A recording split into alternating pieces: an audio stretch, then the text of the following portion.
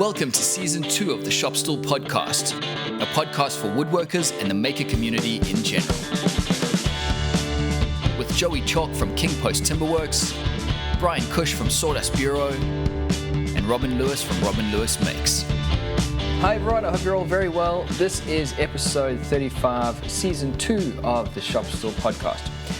As always, I want to start by introducing tonight it's just one co-host. Unfortunately, Joey couldn't be with us tonight. He's working on that ridiculous staircase install, so hopefully we'll hear about that soon. So he's not going to be able to join us, but we do have Bryan tonight. Bryan, how's it going? I'm very well, very well. Bonsoir. How are you? That's a little bit of a teaser for what's coming on the show tonight. So my name is Robin Lewis. Welcome to the show, everyone. Tonight, we've got a very cool guest for you. We're talking to our first Parisian, although he currently lives in Sydney. He specialises in straw marquetry, and some of the work that's on display is just unbelievable. So I don't want to waste too much more time going through the intro. We're going to get straight into this. So please welcome to the show, Arthur Seigneur. Did I get it right, Arthur? Is right. Bonsoir. So thanks very much for joining us on the show. I guess always a good place to start. Maybe just a little bit about you and what it is that you do. Maybe tell us about the background, like how you got into straw marquetry. Was it something that you learnt at school, or something that you learnt at college, or was it something that was in the family, or how did you get into such a real specific craft? Like, it's not just that your parents were a carpenter. Yeah, but it was sort of running in the family, like in a different way. My grandfather was doing woodworking, but for cars. So he was doing the structure of automobile. And then my grandfather was a cabinet maker, and then my dad was an engraver artist. So it's sort of different. And so definitely been in the family. Sort of following. And then for me, it was a bit different. I wanted to do more music, I think. So I wanted to become a musician, rock star, which didn't really work. And so I had a friend going into woodworking, and I just sort of followed him. And that's where it started, sort of, for me. Okay. When you say you wanted to be a musician, what instrument were you playing? Bass guitar. Right. Okay. I used to play bass guitar in a punk band. Okay. So, yeah, it was. When you had more hair, Robin, was it? I had dreadlocks, believe it or not. I had dreadlocks at one point in my life, and that might be why I have no hair now. Fair enough. Yeah, because I think going back to the straw marquetry, it's a very unique look and a very unique style. Yeah. And as Bryan said, it's not something that everyone does. So was there someone's artwork, or did you see some work that used straw marquetry that got you excited to do it or inspired to use it? I guess I came across straw marquetry more because of what I was studying. So in France, I did a study of, it's called ébéniste, but it's where you specialize more into veneer work. So that's sort of where I find, due to my dad as well, being an artisan, he knows quite a lot of other artisans. And I was lucky enough to met the person that brought straw marquetry back into what it is today. So that's through her that I sort of discovered the art, and So when you say brought it back, it has fairly traditional roots in France, correct? Yeah, because it's sort of like the origin of straw marquetry is not very clear.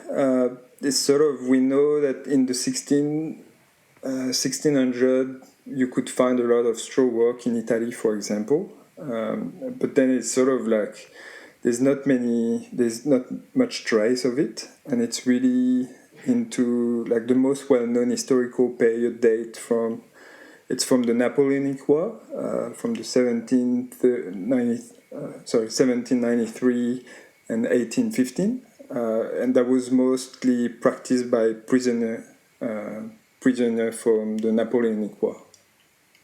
So right. Okay. It was mainly to relieve the prisoner from the boardroom, like when they were bored, and that was allowed them to produce small item, like with a material that was really available, and then they were selling those objects. So that was prisoner and nun and religious people sort of doing those items, and that was on much more smaller thing like box or basket, or lots of prisoners were actually sellers, so there was like boats that was all decorated with the straw. So I think that's where, but then after that, it's sort of, people realized that it was sort of a really labor-intensive work. So they it sort of got forgotten a little bit, and it's only in the Art Deco period that it sort of came back, like really, it did a strong comeback in the Art Deco period with two designers, which is Jean-Michel Franck and André Groult, and they were starting to recover actually a whole room with straw marquetry. So the whole room and furniture, and so that was pretty insane because it's really labor intensive. But yeah, I reckon it would be a good point for you to explain exactly what straw marquetry is. I remember the first time that I met you was after a few drinks in Sydney, and I got to see your workshop, and I'm like, wait a second, hang on, you actually veneer with straw? So I think not many people, especially in Australia, it's such a foreign craft to us. I think it would be really good for you to explain to people exactly what straw marquetry is. Maybe I should have started there too. So straw marquetry is the craft of forming a decorative panel of straw veneer, and which is applied directly onto a substrate or a paper, depending on what I need to do and if the pattern is intricate. And so each stem of straw is first dyed, and then I have to split them with my nail and then flat them, so all individually, and I have to glue them edge to edge, glue them edge to edge, one next to another. So it's until the surface is all covered. So it can take a really long time. When you say take a really long time, like, give us some kind of idea of, like, I don't know, your sideboards and things that you do. Like, roughly, how many hours are you looking at to do the marquetry for the whole piece? Like, I guess because it's always a bit like the last body of work that I've done. They took me quite a long time. But if you take 1 square meter, for example, it would take me roughly 3 days just to lay the straw. 3 days. Yeah, just to lay the straw, and that's not counting if I have to dye the straw, the opening of the straw too. So it's quite labor intensive. When you were talking earlier, you were saying you would use your nail to split the straw. Uh-huh. Is it traditional to do that by hand, or are there tools that you can use to speed it up? No, really, I tried to come up with tools to speed it up, but really, like, just by hand, the less thing, because the problem with straw, it's you've got your tool next to you, and you always grab one, do something, put it down, grab another one, do something, put it down, and so if I have another tool to sort of open the straw and doing this and that, like, it's become way too long. It already sort of slow process, so if I sort of put tools in between, then it becomes even slower. Yeah. And I guess once you get really good at it, I imagine it would be quite quick. Yeah, it'd be actually fascinating to watch you work, because it would just be like an art form to just see you splitting that straw, because you've become so good at it. You got a good sharp thumbnail. Sharp, yeah. Every morning I'm just like sharpening them before. All I can think of is there is a I think it would have been from like the Vietnam War. There's a torture method where you take bamboo strips and you stick it up a prisoner's thumbnail to make them talk. So when you're talking about splitting straw, I've just got this horrible image of that straw going under your nail, and how painful that would be. It does happen sometimes. It's fairly sharp too. It's like paper, so sometimes you get cut like a little bit like paper under the nail. It sort of hurt, but Oof. And the straw itself, where do you get that from? So I get the straw from France. Because the thing is, like, as you said before, we're not really... Now it's a bit changing. Now there's more and more people starting to do straw marquetry, but it's still sort of not a well-known craft. So there's only one supplier in the whole world, and all of my colleagues in straw marquetry, we all go to the same supplier, which is in France. Wow. So there's not many. But then I started to look as well, like to get it locally, but it's always a bit like it's complicated because in France they really grow the straw. They don't modify the gene of the straw, so they really grow. Once they grow like 2 meters long. Where in Australia, the few farmers that I approached that was growing straw, they all told me, "Oh no, we don't do that. We've got grain that will grow quick and short, because it's not in their interest. Like in France, they're not growing the straw actually to get the crop out of it. They just get the actual straw, so they don't even wait that the plant come to maturity, and they just cut it when it's still green. And then they've got a certain way of laying them. So it's really, it's just the preparation, that first step of the straw. It's already it's already a process itself. Has to be respected and all that. So that's where I'm getting the straw at the moment, from France. But Sure. And the glue that you use, is it a special type of glue?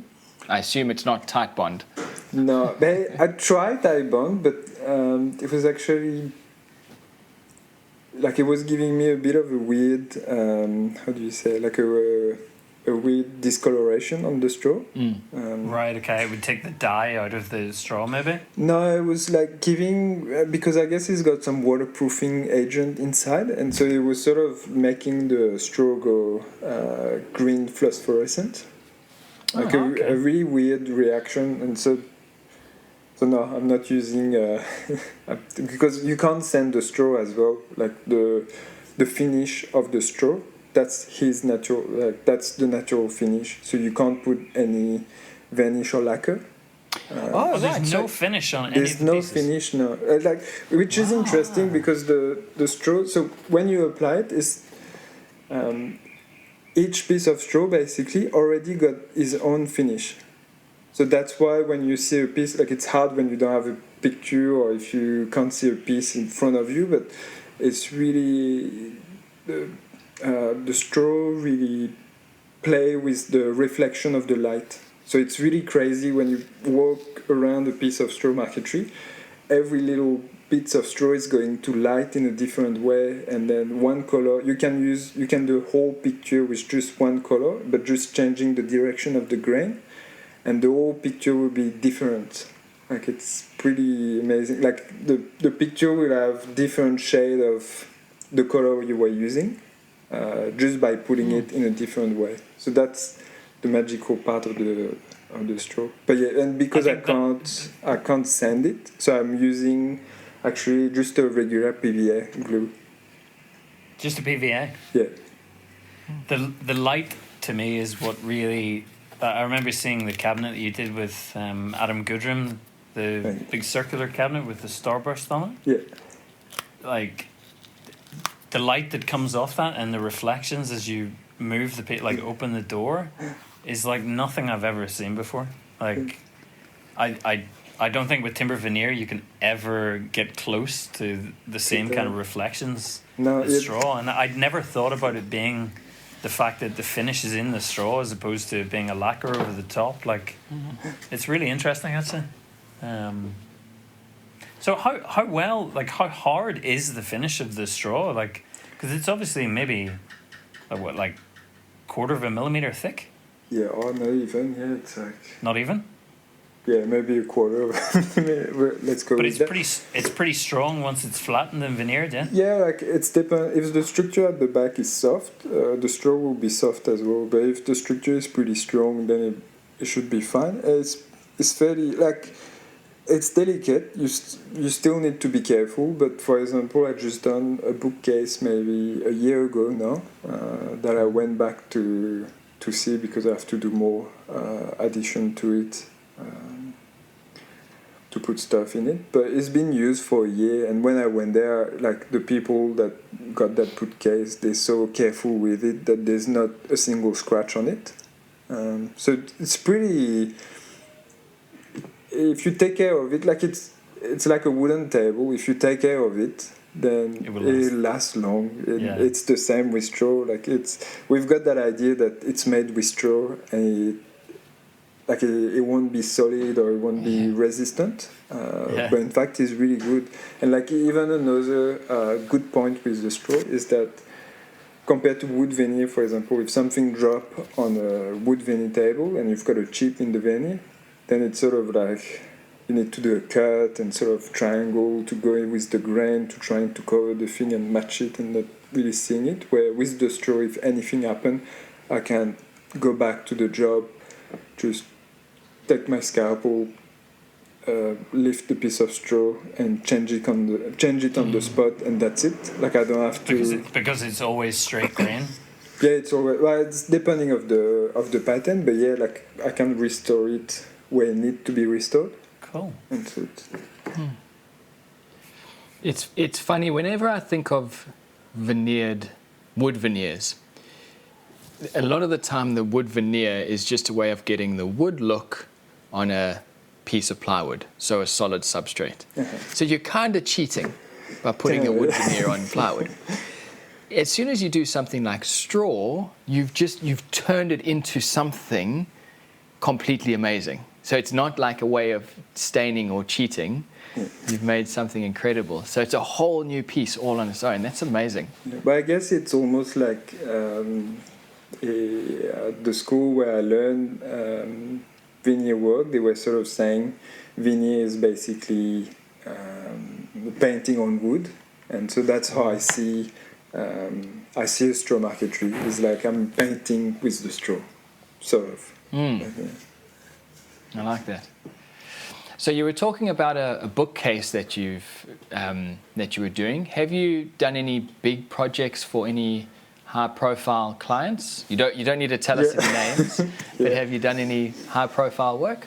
What do you mean by high-profile work?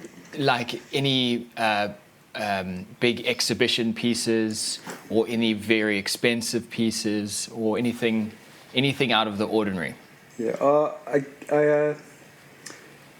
I do have quite a lot of clients. Like I'm pretty fortunate in my job because all the clients that I've got, obviously people that can afford the labor of those work,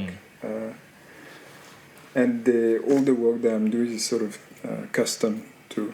And so I think I'm really lucky that I've been able to work on really good work. But at the moment I'm working on a project with a designer called Adam Gudjon. And we've been creating our own, like sort of a new business that we call A&A, and we focus on making one-off pieces, but we really try to push the boundary. So we try to apply the straw on curved surface and with shape and different, like really colorful, and just trying something different. And we had some really good return, if I can say it like that. So yeah, it's good. They are incredible. For anybody who's not familiar with Arthur's work, it's definitely worth just giving him a quick Google and seeing the types of pieces that he creates, because I don't know, for me, I don't know, I go online, I go on Instagram, and I see a lot of the same furniture, and even really good furniture makers, a lot of their stuff tends to look pretty samey some of the time. And I think you look at Arthur's work and it looks like nobody else's work. Yeah. Like, Absolutely agree.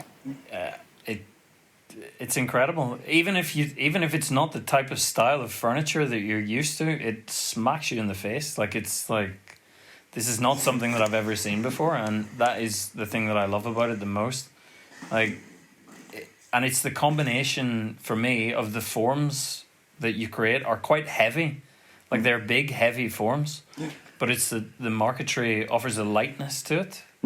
And especially when you see the piece in person and you see the reflections of light, it's just that combination of a heavy form with like a real fine detail. I've honestly never seen anybody's work that is quite as impressive in person.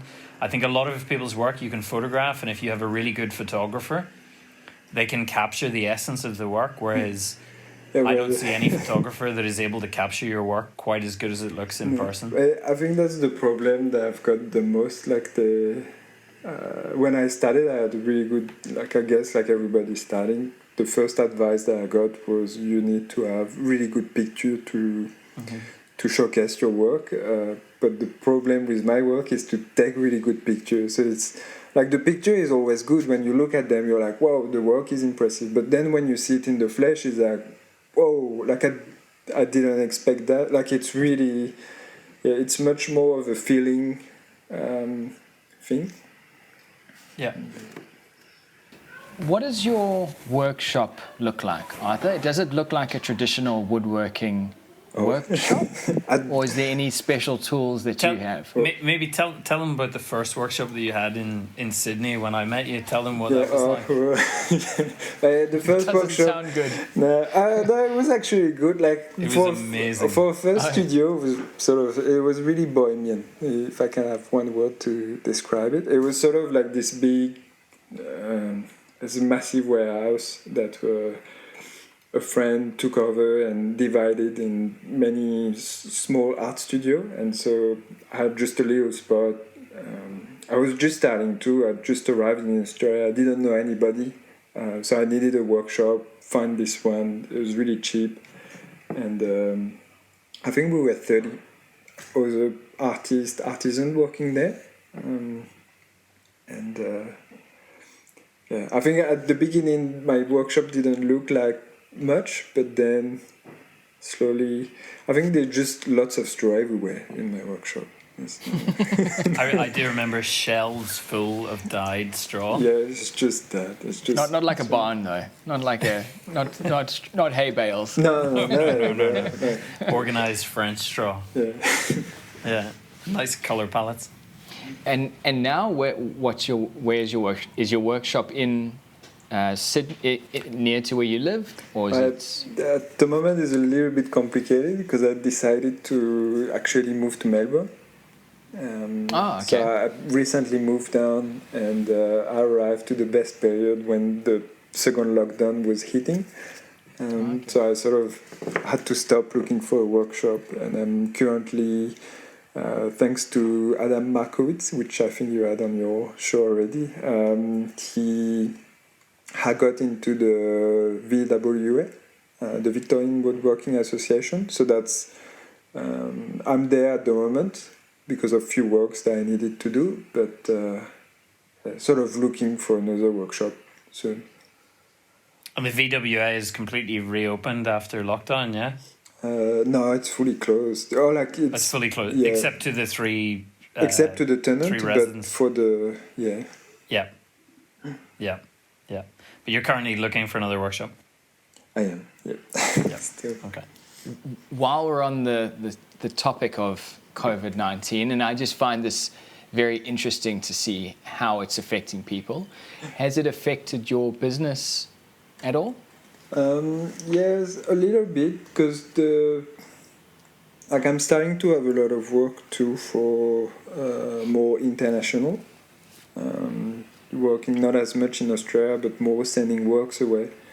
And so I could definitely see that few works being cancelled because obviously of what was happening and transport and things like that. Job that didn't start, and so it did affect me in one way, but I thought it was pretty good because then I can just focus on making more pieces. So I think I think mostly it's been good for me. It's been a strange thing because I think going into it, like I remember doing the first show with you, Robin, when we were like, oh shit, what is happening here? Yeah. But I think for creatives, especially guys like Arthur that do really unique stuff, it's times like this when you're able to get a break from the usual run of clients and usual run of work to really create unique pieces. And work on design. Yeah, so in hindsight, like obviously going into it, it's like, oh my God, how am I going to survive? How am I going to get in, especially in Victoria where we weren't able to visit our workshops even. Yeah. But in the long term, it's something maybe you look back on as opposed, with some kind of positivity as it was a period where creatively we were allowed to grow a bit, and not have the usual daily grind of having clients. Go. Yeah, all the time. It'll be delivered on Friday, and then you get a phone call on Thursday morning. Is it coming yet? Yeah. But I hear what you say. Like especially for people like you that do a lot more work internationally, it's gonna be an interesting few months ahead, I think. Yeah, well, I think it's good. Like that might sound a little bit weird, but I'm sort of happy as well. Like I prefer to do. Like I like to work for other people too, or like for decorator or things like that. But I feel more and more I would prefer to do my own things, and I think I'd be ready to, even if I know that I won't have like income coming all the time my way, or like I'm willing to live with that stress too, because I sort of. I've been through a period where I was just working so hard for decorator and client that I was feeling like I'm not even loving my work anymore. I'm just doing things to do things, and it's like it's just a job now. It's just a job, yes. And I was like, that's not what I want to do. And so, like being hard on myself after and saying, like, then I got lots of work where I said no, I just don't want to take it. I just want to do my thing and focus on that and really trying to do. Yeah. But that just shows like a really good career progression, right? It's like you've kind of passed through that initial phase where you have to work and say yes to everything, to now being able to say no to things is I think shows everything's heading in the right direction, right? Yeah, but it's always there's always that thing where it's still a bit hard to live with that, but then I don't know, if you live cheaply, like it's always a way. If you live like an artist. Yeah, you can always find a solution. And can I ask you, how did you get into the collaborative work with Adam Goodrum? What was did he see your work and approach you, or what was the? But when I first came to Australia, so I first came in Australia, I didn't know anybody, so I was sort of like... How many years have you been in Australia? It's 5 years now. So 5-6 years. So when I came here, I had in mind to start Straw Marquetry. I sort of looked, I saw that nobody was doing it in here. So I thought, right, let's try to call some decorator and things. So I went to every architect in Sydney and decorator and designer and the showroom shop and media. So everybody knocking on every doors and just leaving sample and cards and everything. And so Adam kindly, I think he was one of the first to reply and say, yep, sure, come to my workshop. Because I just said to him, I just like to meet you. I've seen your profile, really like your work.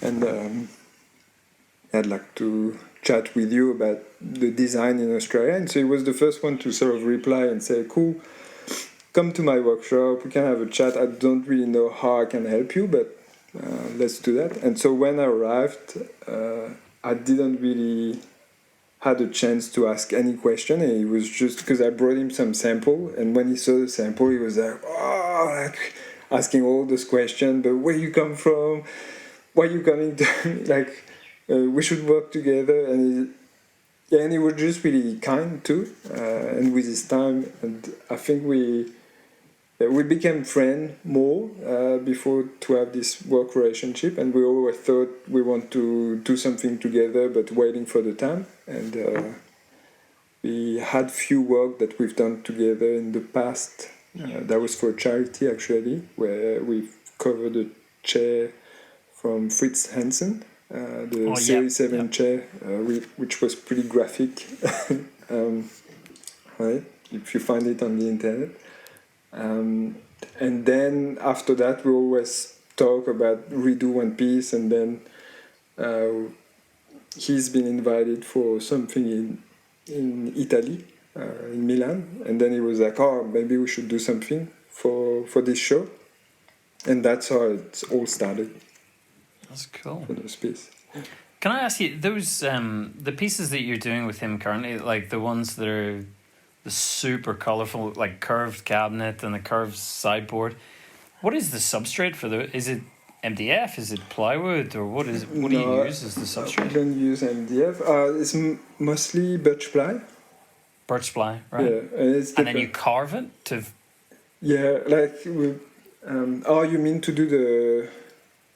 How do you say? To do the complex curves and things like there's some serious curves on those pieces, and I was just wondering whether it was CNC'd or whether they're freeform carved, or to get the substrate to the shape that you then apply the straw to. Oh yeah, so we do. I see what you mean now. So we do like a sandwich of plywood. Right. Okay. That we come and shape it. Yep. To the thing, and then I sort of apply a finish on it, sand it to have really smooth. Because the problem with straw as well, it's because it's so thin, your surface under has to be really well prepped. If not, like if I glue straight onto the plywood, you will see sort of like you will see the plywood. It telegraphs the whole thing. It telegraphs through the straw, yes. So I need to sort of put a finish onto those one first, and then sand it to have like a really big grip on it, and just glue the straw over it. Right. Okay. Is that, Bryan? Are those the pictures that are on Instagram? The very colourful ones. Yes, yeah, like the most recent cabinet. Yeah. Yeah, that's it's quite refreshing to see so much colour in woodworking. Yeah. Instead of just the colour of wood. Yeah, but I think like Very that's different. where we're thinking like it's always been like I love brown. Like I'm from a more traditional background too, so it was like always black, those warm color, like brown or green or. But working with color at first, I was like, I'm not really sure about it. Like it's a bit too much, but. It's true that color just bring a sort of joy to people. Like people relax to see color, and there's something charming about it. Yeah.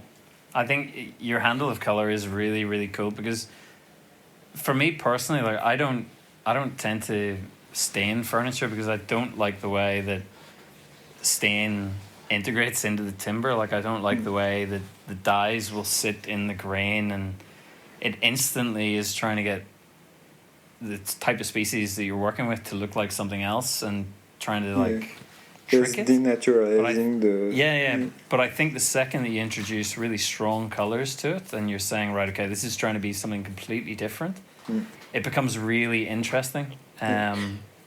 Unless you get it wrong, and then it becomes silly. It looks like a kid's toy, and that's sort of the line that you've got to walk. But that's the problem we've got sometimes when we sort of decide on the colors. Like we have to find really the thing that is not going to look like a toy, that it's serious enough to be like that someone will see it and like it. I think the only do you know Raw Edge Furniture? Do you know the English? English company. UK, I think they are the only people that I've seen that has such a good control of really vivid colors in furniture design that you do. Like they pick their palettes really well, and it's a dye rather than a stain. It just looks awesome. And I see your work as being kind of in that upper echelon of really unique, colourful work that just terrifies the shit out of me. Like I can't work with colors. I can deal with timber and I can deal with blondes and reds and browns, but the second But not introducing purple, color, pink, green. no, Yeah. it scares me. It scares me, Arthur. But yeah, I'm always just amazed to look at what you're doing. Well, I think that's probably a good place to end the show. So anyone who's got this far, if you haven't already, go and have a look at Instagram, because those when Bryan pitched the idea of getting you on the show, Arthur, it's the first time that I've looked at someone's Instagram profile and sort of gone, hang on, that's different. That's really different. And then scroll. So if you haven't already, go and check out Arthur's Instagram profile. So to everyone listening, I hope you enjoyed the show. If you did, please go ahead and give it a rating on iTunes. That really does help us out. The Shop Stool Podcast is available on iTunes and most other podcast apps. My name is Robin Lewis. Bryan, thank you very much for hanging out today. Joey hopefully will be with us next week. Arthur, thanks once again for coming on the show. It was really interesting to hear about a process that I know myself personally and probably a lot of our listeners have never even heard of before. Thank you Really for having me. Yeah, no problem at all. It's been awesome. Au revoir. Cool. Au revoir. Yeah. Oh, wow, that's au the way revoir. we get into the show. All right, everyone, thanks again. Take care, and we'll see you in the next show.